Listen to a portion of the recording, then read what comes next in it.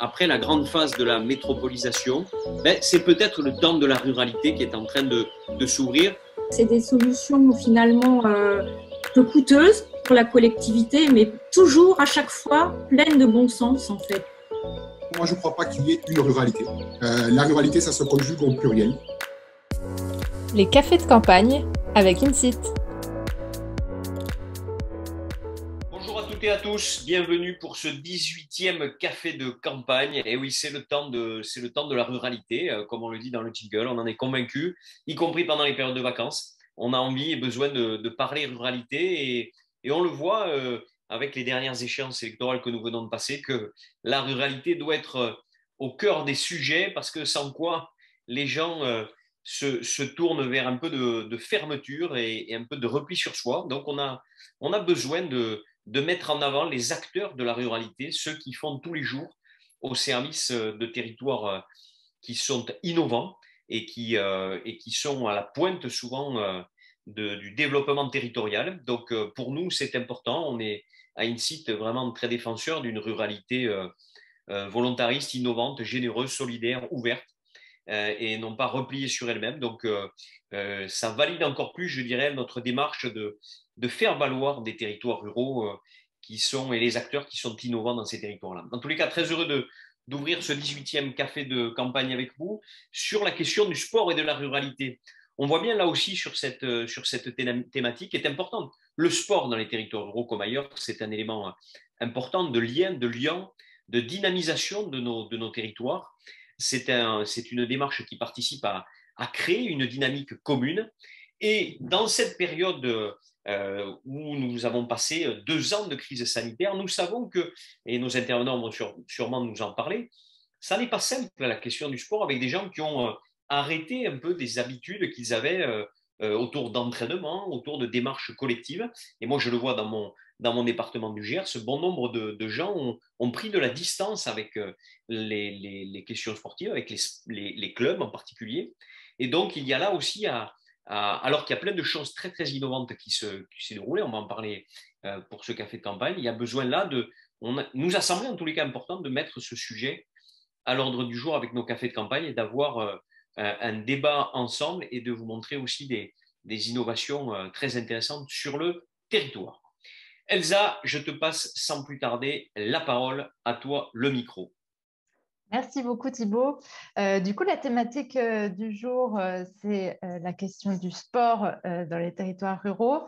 On a 3 intervenants qui sont avec nous. Christian Lejard, qui est président adjoint de la Fédération nationale du sport en milieu rural. Sabrina de Souza Pozza, qui travaille particulièrement sur la mise en place d'ateliers autour du vélo, d'ateliers de formation autour du vélo et qui vient nous parler en tout cas des projets de balade à vélo en Seine-Maritime. Et puis Johan Berg, qui travaille sur le projet de mobile sport, qui du coup est une manière de rendre le sport accessible dans les territoires, notamment en Auvergne-Rhône-Alpes. Merci à tous les 3 d'être là du coup. Je vous propose qu'on commence par faire un petit dézoom sur ce grand sujet général qu'est le sport dans les territoires ruraux avec Christian. Christian, est-ce que tu peux nous dire qui tu es et nous présenter en quelques mots la Fédération nationale de sport en milieu rural? Alors, en premier, donc, je suis Christian Lejard, je suis président délégué de la Fédération nationale du sport en milieu rural et j'ai 2 casquettes supplémentaires où je suis président du comité régional de Normandie qui représente 102 associations et 8000 adhérents cette année. Et je suis également président du comité départemental du sport en milieu rural. Alors, notre fédération a été créée en 1983. Et à partir de 1983, c'était ce que j'appelle, moi, la branche sportive des foyers ruraux. Et comme toujours, je vais éteindre mon téléphone. Hein.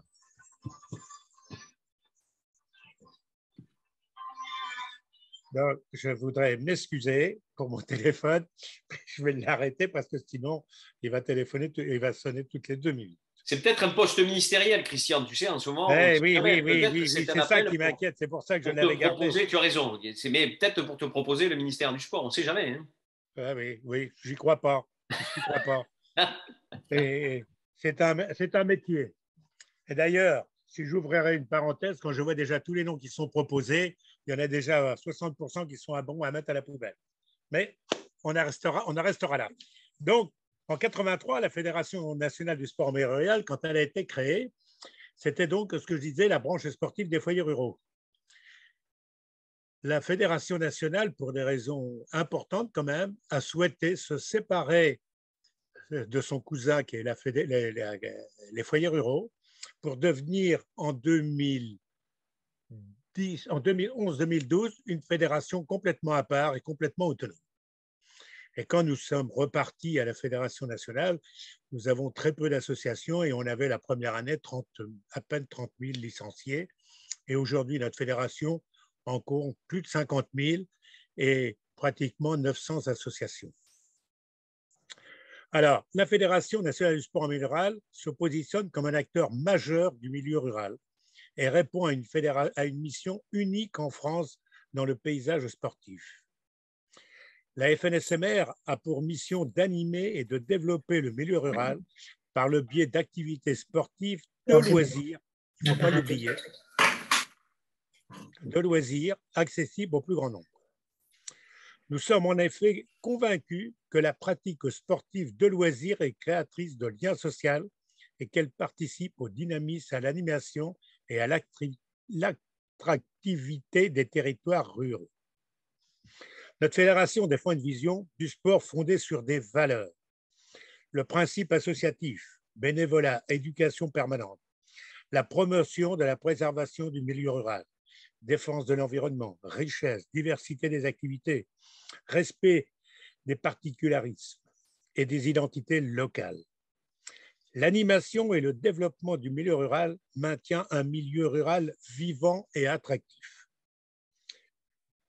Alors, bien sûr, l'accessibilité à la pratique sportive est due en premier par le lieu des modalités de la pratique, mais surtout par nos tarifs, puisque nos tarifs, nos licences sont les plus bas, je pense, de toutes les fédérations sportives, puisque aujourd'hui, nous avons la possibilité de vendre une licence aux environs de 10 €, assurance comprise.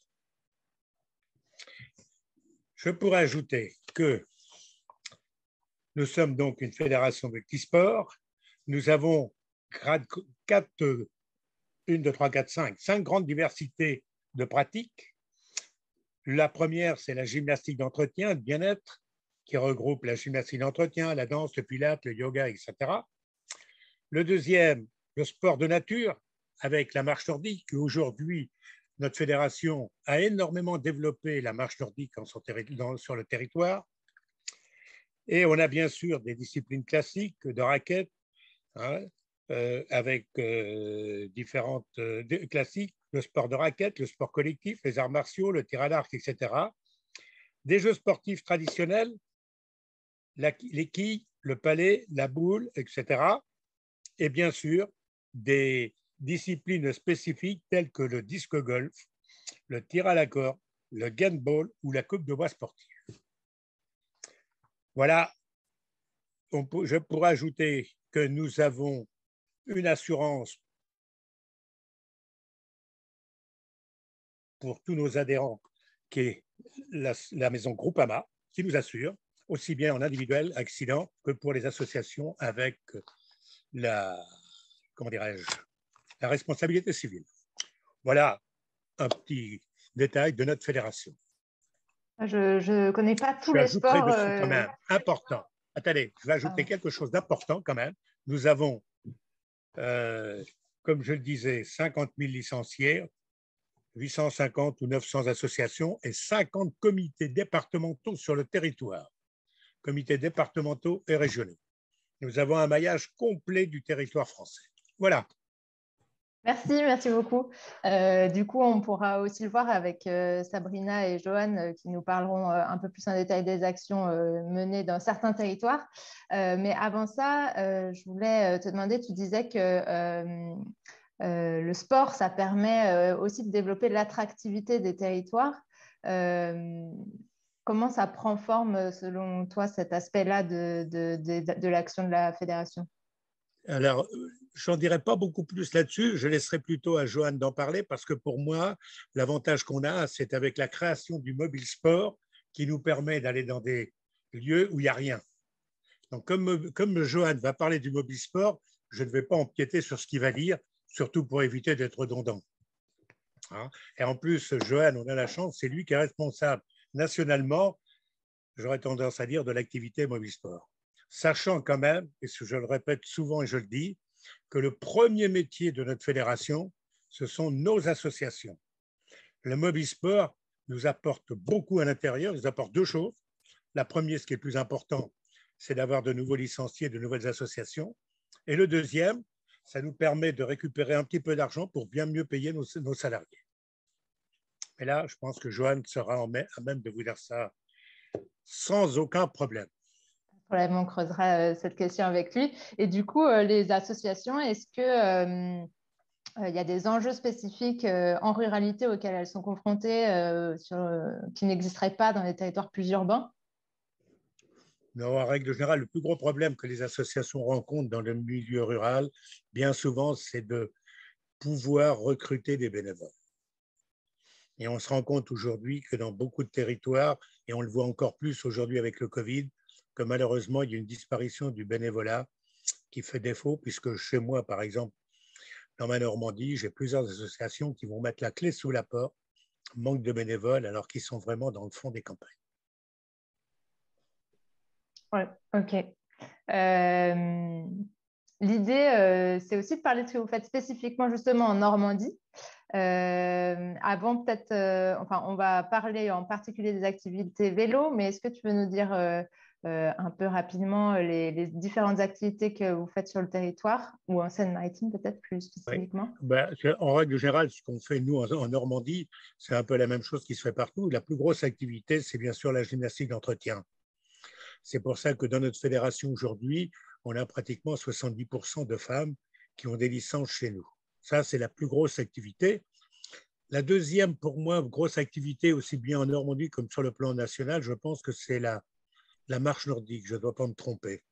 Hein. C'est la marche nordique. Après, on a comment dirais-je, des activités un peu traditionnelles qui sont le tir à l'arc, qui sont le badminton, qui sont le tennis de table. Tout ça, ce sont des activités complémentaires. D'ailleurs, on organise en plus tous les ans 3 critériums nationaux qui regroupent toutes les associations de France, pas au même endroit. Cette année, le tir à l'arc et le badminton, par exemple, vont regrouper à peu près dans les deux cas d'activités pratiquement 300 participants pour du badminton et du tir à l'arc. Et puis en Haute-Garonne, c'est le tennis de table qui regroupera en gros 200 personnes qui auront fait des sélections pour arriver au point final de participer au critérium national, puisqu'on n'a pas le droit de l'appeler championnat de France, puisqu'il n'y a que les fédérations délégataires qui ont droit au titre de champion de France. Voilà. Le rendez-vous est donné. C'est à la Pentecôte. Ok. Merci beaucoup, Christian. Du coup, je propose qu'on passe la parole à Sabrina pour parler un peu plus des activités de vélo qui sont mises en place en Seine-Maritime. Sabrina, est-ce que tu peux rapidement te présenter et nous dire de quoi il s'agit? Et j'ai une vidéo à passer aussi à un moment, donc tu me fais signe, tu me dis. Oui, ok. Je pense que Christian, il faut couper le son. J'ai coupé mon son. Il faut baisser le volume à fond. Ah, il faut baisser le volume. Ah oui. C'est bon, vous m'entendez? Alors bonjour, moi je suis Sabrina de Souza, je suis agent de développement pour le comité départemental du sport en milieu rural de Seine-Maritime depuis 8 ans maintenant. J'ai une formation Master 2 STAPS et ma spécialité de mon STAPS en fait c'est le cyclisme sur route parce que je suis ancienne cycliste de bon niveau on va dire. J'ai été 2 ans directeur sportif et entraîneur d'une équipe cycliste de haut niveau. Et depuis, en fait, après ces changements de voie, voilà, je voulais voir autre chose. Depuis 2013, je suis salariée du comité. Donc, dès mon entretien d'embauche, en fait, j'avais dit à Christian, moi, mon truc, c'est le vélo. Donc, un jour, j'aimerais bien qu'on développe des projets autour du vélo. Et là, depuis 2 ans, le premier projet qu'on a développé en Seine-Maritime, c'est le savoir rouler à vélo. Donc ça, c'est un programme mis en place par le ministère, par le gouvernement, qui est destiné aux enfants de 6 à 12 ans. Et en fait, l'idée, c'est de proposer une activité régulière aux enfants tout en favorisant le mode écologique et économique de déplacement qui est le vélo. Donc, ce programme, on peut le faire soit dans le milieu scolaire, périscolaire et extrascolaire.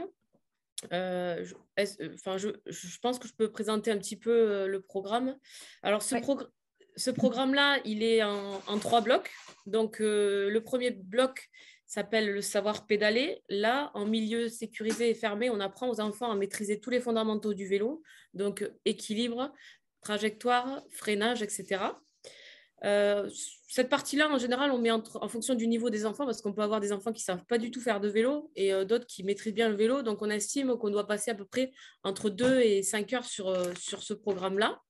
Donc, ça, c'est le bloc 1. Ensuite, sur le bloc 2, on est sur le savoir circuler, toujours en milieu sécurisé. Donc là, on va apprendre aux enfants à circuler les uns derrière les autres, à un moment donné, rouler 2 par 2, leur apprendre quand on tourne à droite, mettre sa main à droite, quand on tourne à gauche, mettre sa main à gauche, etc. Et découvrir tous les panneaux de sécurité routière. Donc là, c'est pareil. En général, on nous dit qu'il faut passer à peu près 3 heures sur ce bloc. Et le dernier bloc, en fait, c'est le savoir rouler à vélo proprement dit. C'est emmener l'enfant sur la route et à être autonome sur la route. Ça veut dire qu'on les évalue et à l'issue de ce programme-là, on leur remet une attestation du savoir rouler à vélo pour certifier leur programme. Donc voilà au niveau un petit peu sur le savoir rouler à vélo. De par mon passé, du coup, j'ai été missionnée par la Drages Normandie pour être référente de ce savoir rouler à vélo et je m'occupe des formations d'animateurs savoir rouler à vélo sur tout le territoire de la Normandie. Donc, j'ai des directeurs de centres de loisirs, j'ai des animateurs, j'ai des éducateurs professionnels du sport et je leur apprends justement à mettre en place ce programme savoir rouler à vélo pour les enfants. Donc, voilà vraiment le premier gros projet qu'on a développé depuis 2 ans maintenant. Le deuxième projet, il a vu le jour là, tout début avril. On a mis en place des séances de vélo à assistance électrique. Au départ, on a fait ce projet-là pour les seniors.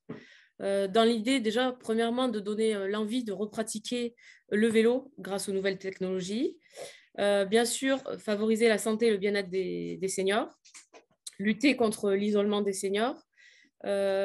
Après aussi, on va travailler sur l'amélioration du raisonnement dans l'espace, les prises de décision, leur donner des bases aussi de sécurité routière. Parce que souvent, je dis seniors, mais les adultes, on ne prend pas son vélo parce que déjà, il y a une cote pour sortir de chez soi.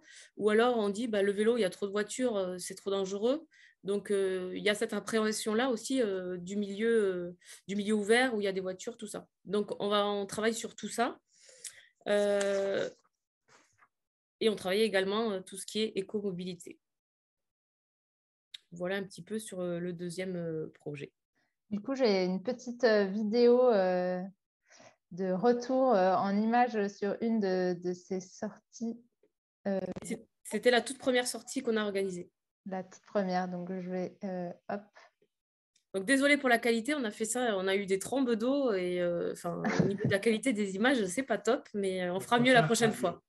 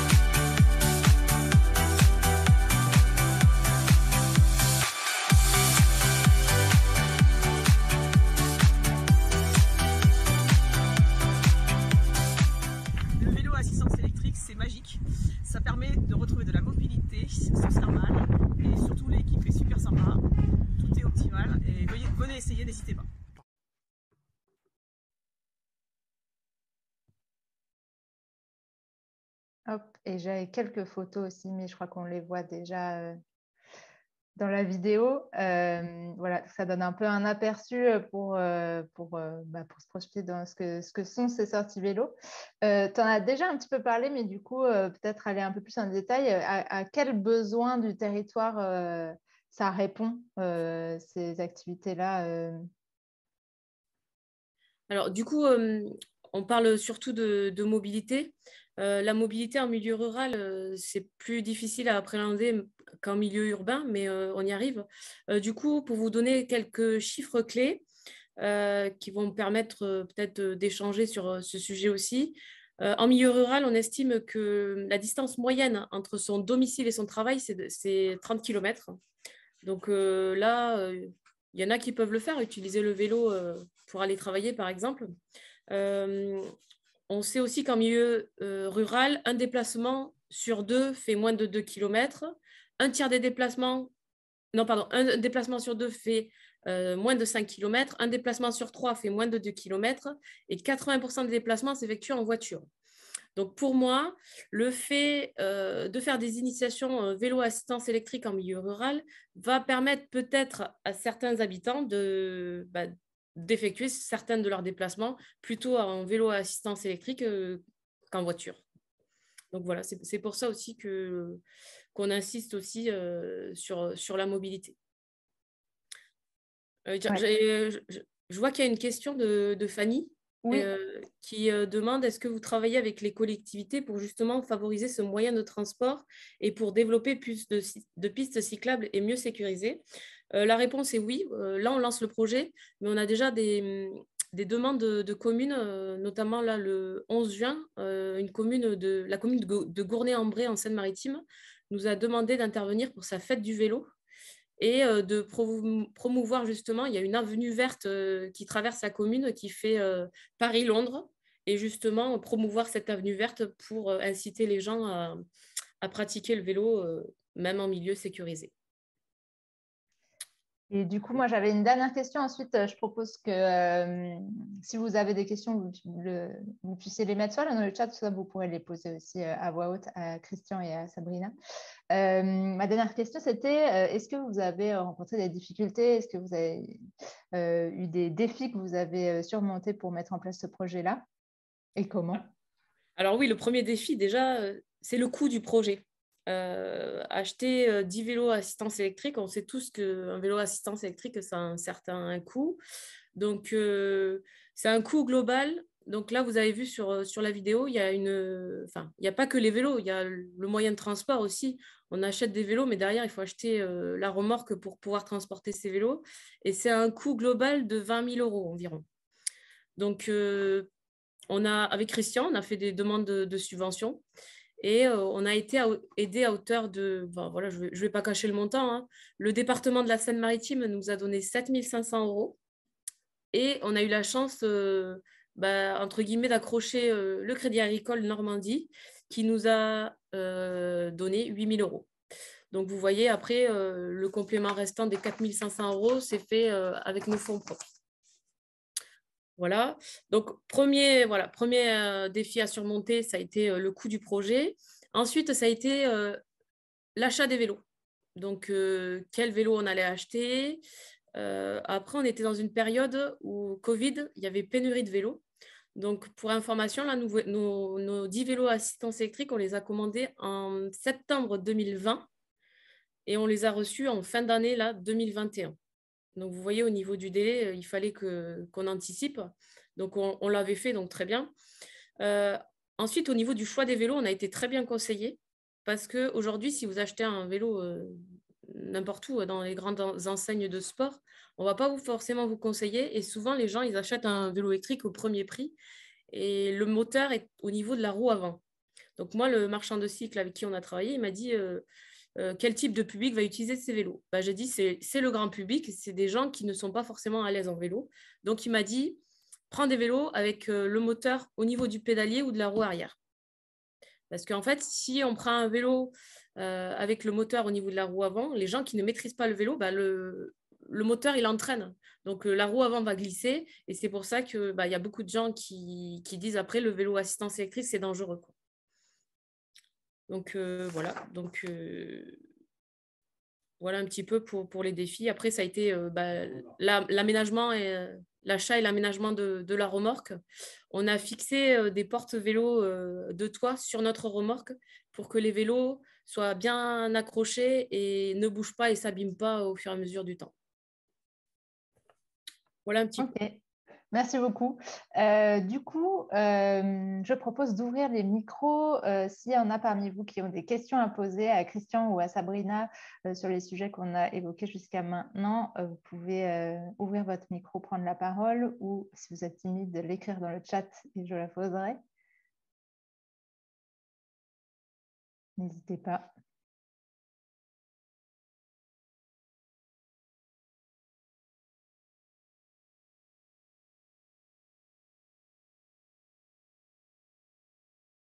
C'est un peu le temps de réagir, mais si vous ne réagissez pas, on passera au sujet suivant. Vous pourrez toujours poser vos questions à la fin. Oui, je pense qu'on pourrait, à mon avis, passer le sujet suivant et puis faire un amalgame de toutes les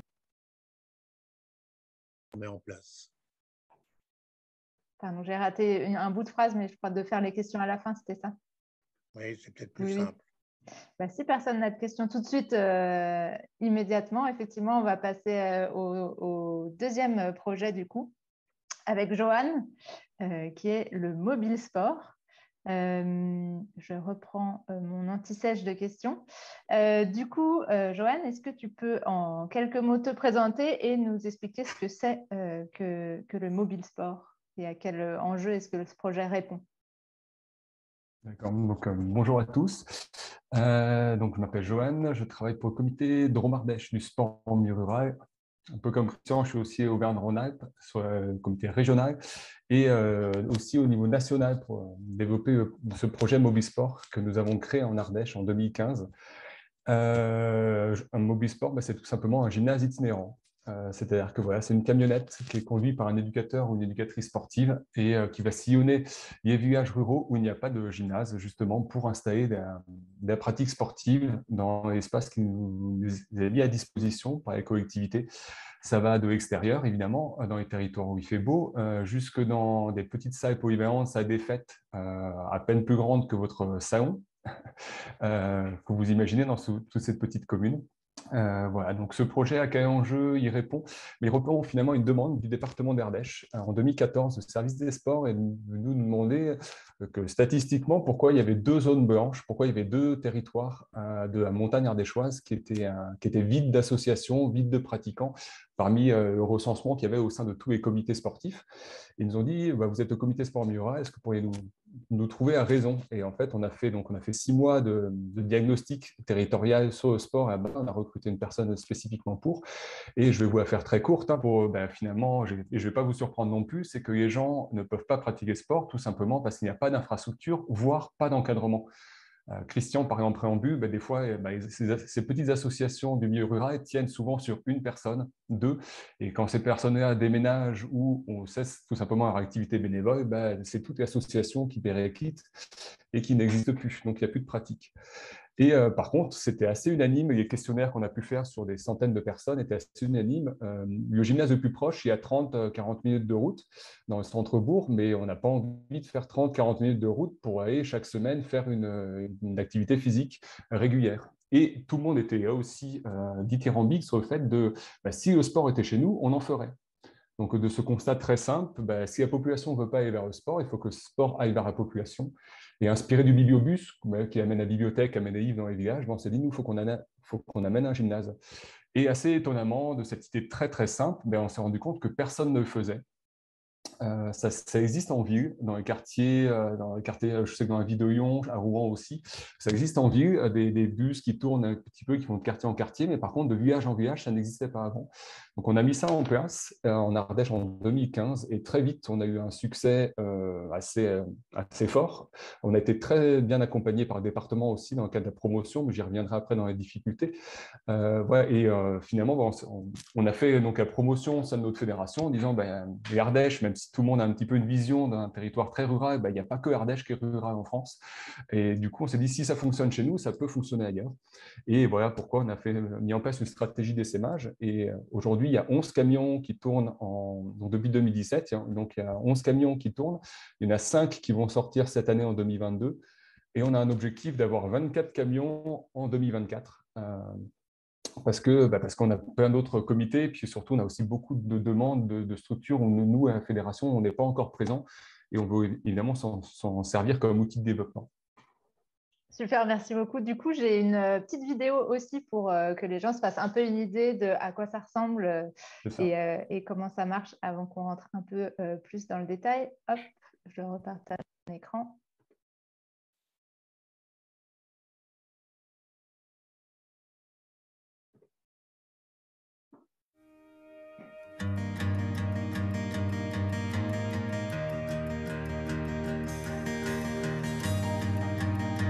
Porté par la Fédération nationale du sport en milieu rural, le Mobile Sport est une structure itinérante qui a pour but d'amener l'activité physique et sportive dans les territoires qui en sont dépourvus. Il vise à développer la pratique régulière du sport dans les communes rurales.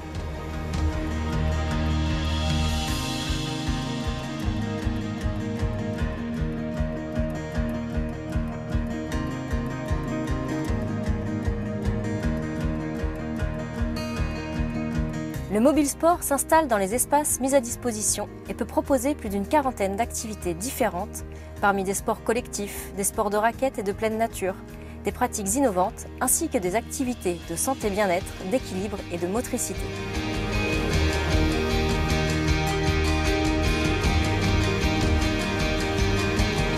Le Mobile Sport mutualise ses déplacements et propose plusieurs interventions dans une journée sur un même territoire auprès de différents publics, enfants, adolescents, adultes et seniors, et dans différents cadres tels que les écoles, le milieu associatif ou lors d'événements, ainsi que dans le domaine du sport santé. Le Mobile Sport ne fait pas concurrence aux associations ou autres actions sportives locales. Il propose ses services pour pallier l'absence d'infrastructures et le manque d'encadrement sur un territoire. Créé en 2015 en Ardèche, le Mobile Sport a vocation à être développé partout en France. Il est déjà présent dans plusieurs départements avec pour objectif l'accès au sport pour tous, l'intégration sociale et la réduction des inégalités territoriales.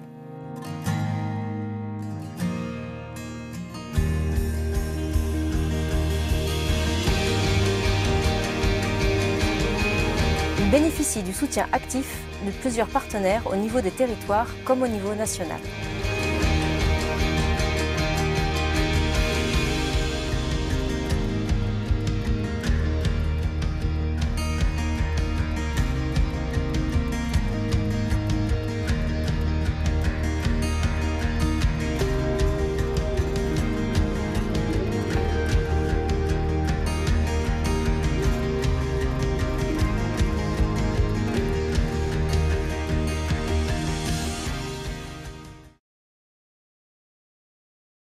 Hop, voilà, donc ça donne un bon aperçu, je pense, des activités que vous mettez en place.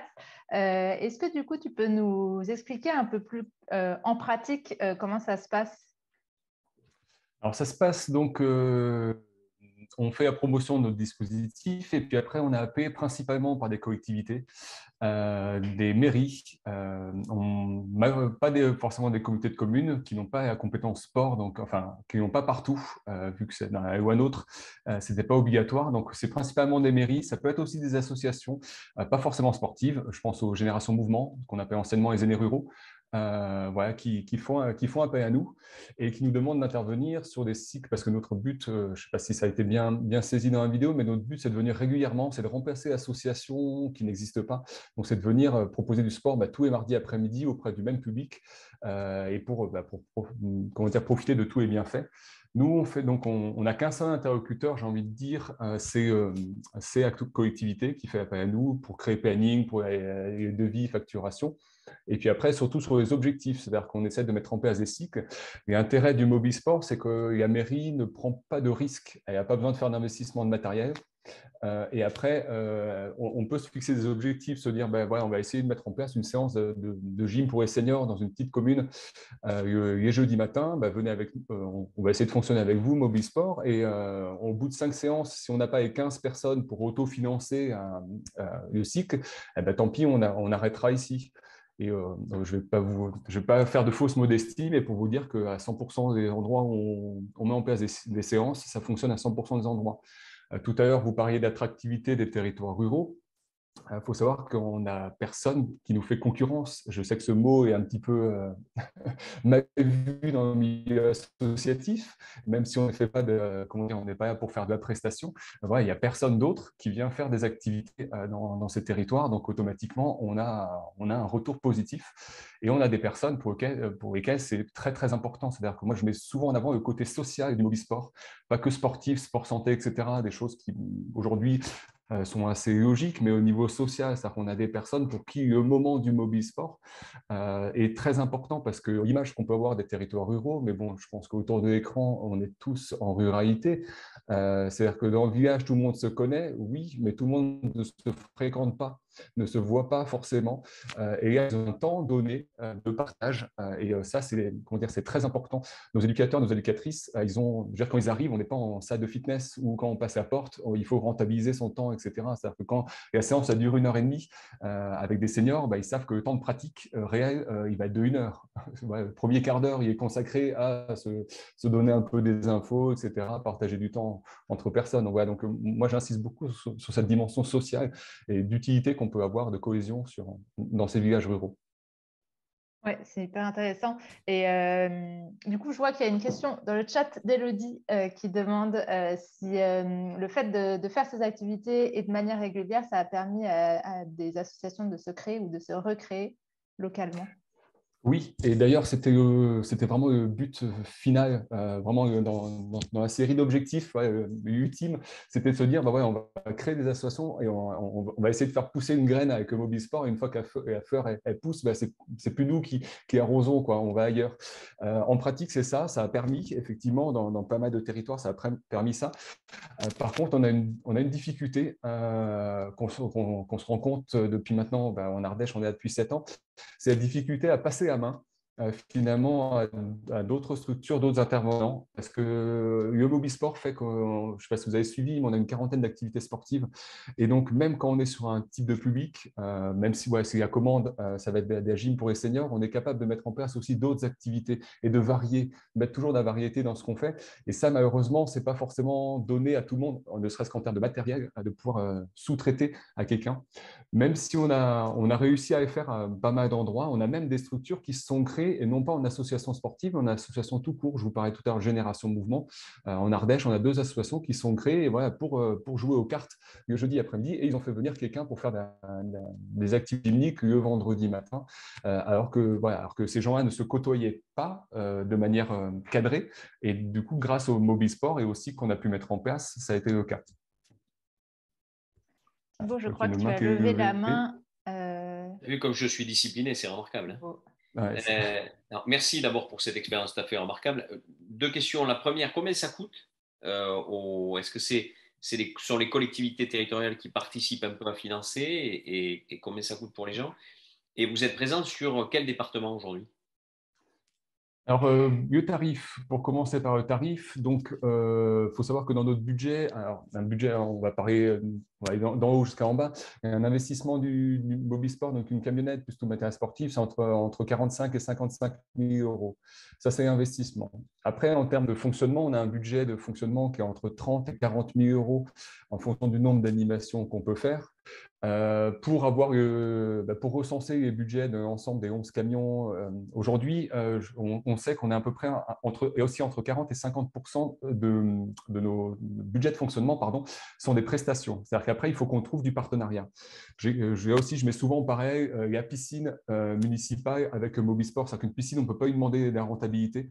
Si elle veut accueillir tout le monde, nous, le mobisport, c'est pareil. Si on veut vraiment aller au plus profond de nos territoires ruraux, avec les frais de déplacement, je ne vous parle même pas des frais d'essence qu'on a en ce moment, c'est assez logique, mais ne serait-ce que le temps le salaire de déplacement de nos animateurs, voilà, c'est des choses qui sont très importantes. Donc là, nous, on fait payer uniquement le tarif sur place pour les collectivités. C'est-à-dire qu'on ne rajoute pas une double peine, vous habitez loin, du coup, ça vous coûte plus cher.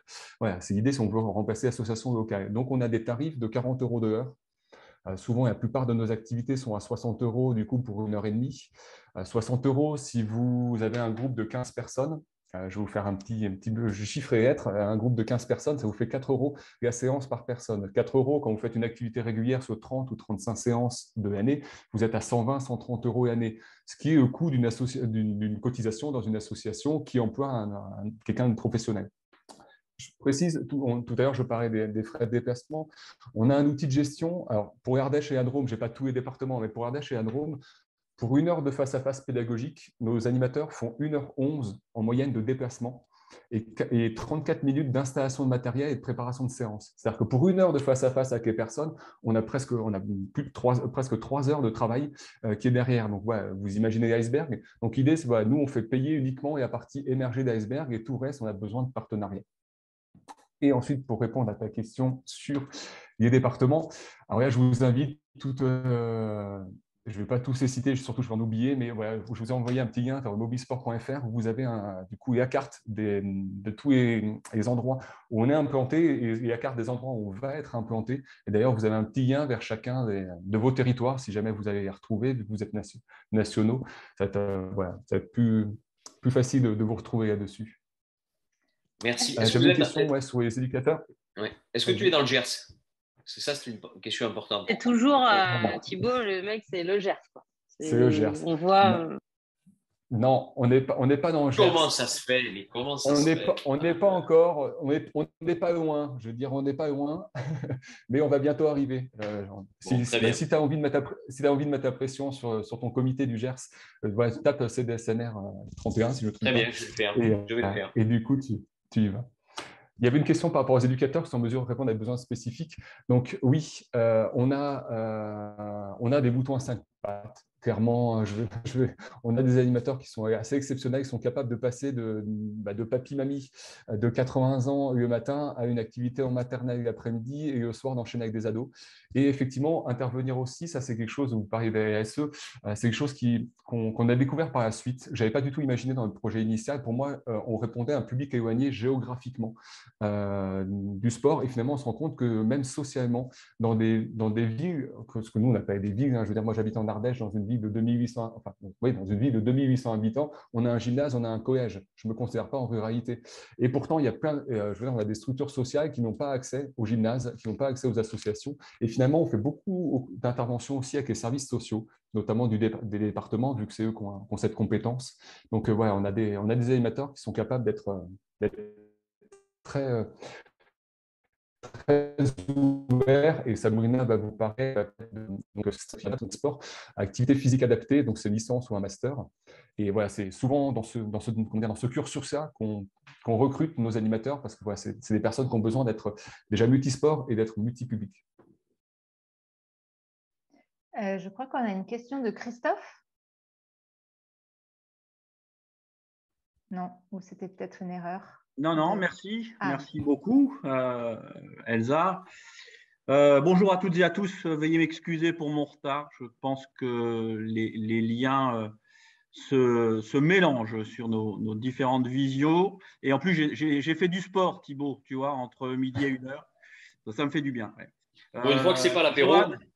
Tu nous as pas dit, mais vous êtes passé sur France 2 quand même. Hein, il y a quelques semaines, vous aviez un magnifique reportage sur France 2. Tu pourrais le dire parce que tu manques d'humilité. Le reportage était formidable. Je te redonne la parole, mais je vais te proposer quelque chose après, Johan.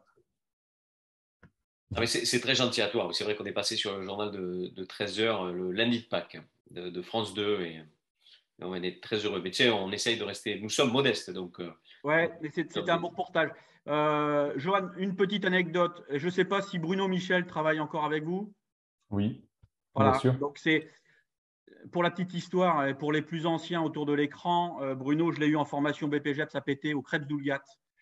Et je leur disais déjà en 2006, pensez à un moment donné à aller travailler avec votre bagnole en milieu rural. Voilà, vous achetez un petit peu de matériel et vous sillonnez les territoires ruraux et vous allez pas faire un salaire complet, mais vous allez faire une partie de votre salaire. Donc ça, c'était pour l'anecdote. La deuxième chose, c'est une proposition. Johan, si tu as envie de prendre contact avec moi, je suis référent régional du service civique en Normandie. On a des territoires ruraux sur lesquels on pourrait éventuellement réfléchir à des missions, non pas d'animation, puisqu'on n'a pas le droit en pleine autonomie, mais d'accompagnement. Et peut-être qu'on arrivera peut-être à travailler avant le Gers et ce serait vraiment une belle victoire. Johan, si on peut développer un projet en Normandie, hein, on a des départements Orne, Manche, Calvados, Seine-Maritime, Eure, et à la confluence de ces 5 départements, on peut monter un projet. L'invitation est lancée, Johan. Alors, je me permets de répondre. Très bien, Johan. Vas-y, Christian. Permets, Johan. Nous, en Normandie, on a 2 mobiles sports. Un qui est basé sur la Seine-Maritime et un qui est basé pour la Normandie. Merci, Christian. Donc, si on peut continuer à développer sur les territoires plutôt ouest de la Normandie, ce serait avec plaisir. Eh bien, écoute, la solution la plus simple, c'est de se rencontrer et d'en discuter. Je suis ouvert à tout. Bon, je vois qu'il y a un fort lobby normand sur ce café de campagne. Je vois y compris les commentaires. Je vois que c'est ça. Je trouve aussi. C'est normal, on est des Vikings. Rebondir. Je voudrais réagir à ce qu'a dit les intervenants. Et par rapport à la question d'Élodie, est-ce que c'est moi qui coordonne le dispositif national ou chaque département? Non, c'est évidemment chaque département qui gère son propre mobile sport. Je n'ai pas la prétention de connaître la spécificité de tous les territoires et notamment la ruralité, les bassins de vie qui sont hyper ruraux ou autres qui ont des plus grands besoins. Moi, je suis là pour coordonner, pour accompagner en fait, ceux qui vont lancer et pour accompagner aussi le fonctionnement, mettre la mise en réseau des 11 camions. Parce que ça aussi, je veux dire, ça, c'est dans tout domaine, pas que dans le sport, mais dans tout projet. Je veux dire, le projet, moi, j'y ai travaillé pendant 2 ans avant qu'il puisse voir le jour en Ardèche. Et tout le temps que j'ai pu y mettre, tous les outils de communication, de gestion, etc., on les a mis à disposition de nos collègues parce que c'est tout autant temps gagné et comment dire, d'efficacité qu'on peut avoir sur le terrain. Moi, je veux juste, parce que tu avais, Elsa, dans tes questions que tu avais marquées, oui. C'est quelle difficulté on avait. Moi, il y a une difficulté principale qu'on peut rencontrer, et on est tous un petit peu là-dessus, c'est la promotion. La promotion, c'est se faire connaître, parce que voilà, quand on arrive à expliquer ce qu'est le mobile sport et ce qu'on peut mettre en place, on a de très bons retours positifs. Par contre, ce qui est très compliqué, c'est d'avoir la première accroche, le premier hameçon pour attraper, entre guillemets, une collectivité.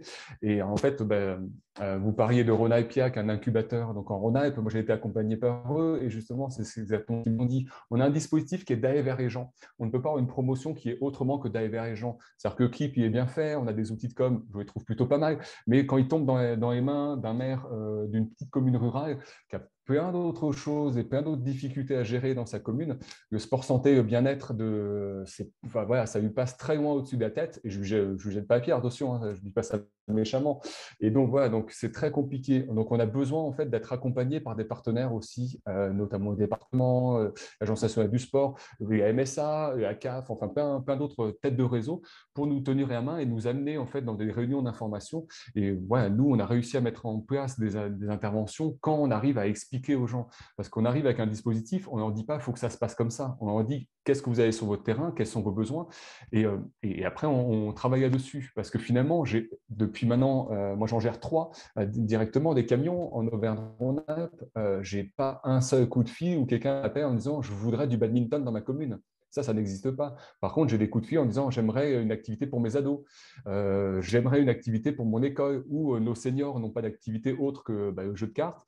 Qu'est-ce qu'on pourrait faire pour eux? Voilà, on réfléchit plus à un groupe, à un public, et après, voilà, nous, on intervient et voilà, qu'est-ce que vous avez à nous mettre à disposition comme espace, et puis après, qu'est-ce qu'on peut proposer par la suite? Oui, merci. Effectivement, c'était ma dernière question. Du coup, il nous reste encore quelques minutes. Si y a des gens parmi vous qui ont des questions pour Johan, pour Sabrina ou pour Christian ou pour les 3, vous pouvez ouvrir vos micros ou les poser dans le chat. Juste, s'il n'y a pas de questions, moi, je trouve vraiment l'expérience extrêmement intéressante et ce café de campagne très intéressant. Comme Christophe qui faisait une offre de service, moi je pense qu'il y a peut-être, y compris avec Insit, à penser, j'ai échangé avec Élodie, notre directrice, au même moment sur l'état d'esprit et la philosophie qui est vraiment proche de la mienne, de la nôtre, hein, de ce qu'on développe dans les territoires. Je pense que là, il y a des synergies à avoir. Et tu parlais, Johan, des questions de promotion. Voilà, je pense qu'on peut aussi travailler avec vous là-dessus. Bon, ce café de campagne, il participe modestement, mais il participe. Mais en tout état de cause, voilà, je pense qu'il y a il y a des synergies à créer parce que c'est une carte. Là, j'en parle en tant que responsable d'INSIT, mais j'en parle aussi bien en tant que maire parce que c'est je pense, fort important d'avoir ce type d'outils au service de nos territoires ruraux et on travaille là sur la notion d'égalité territoriale et je trouve ça très bien. Donc, je pense qu'avec INSIT, on a des choses à penser ensemble. Et tant que tu du Gers tout à l'heure, je disais que tu étais entouré, j'avais juste un tout petit doute, mais effectivement, tu es comme entouré par les PO et la Haute-Garonne qui ont tous les deux un camion. Alors, les PO, Nous, pas du tout. Hein. Les PO, pas du tout. Les PO, c'est très loin. Très loin, les PO. C'est très Ouais, mais c'est très loin. Mais alors justement, nous, on a déjà depuis maintenant quelques années mis en place des mobile sports qui sont interdépartementaux, c'est-à-dire qui sont plus sur des lieux, des territoires géographiques qu'administratifs. Je pense notamment pour nous, notre mobile sport qui est en Auvergne, sur le parc naturel du Livradois-Forez, qui est sur 3 départements, Puy-de-Dôme, à Haute-Loire et à Loire.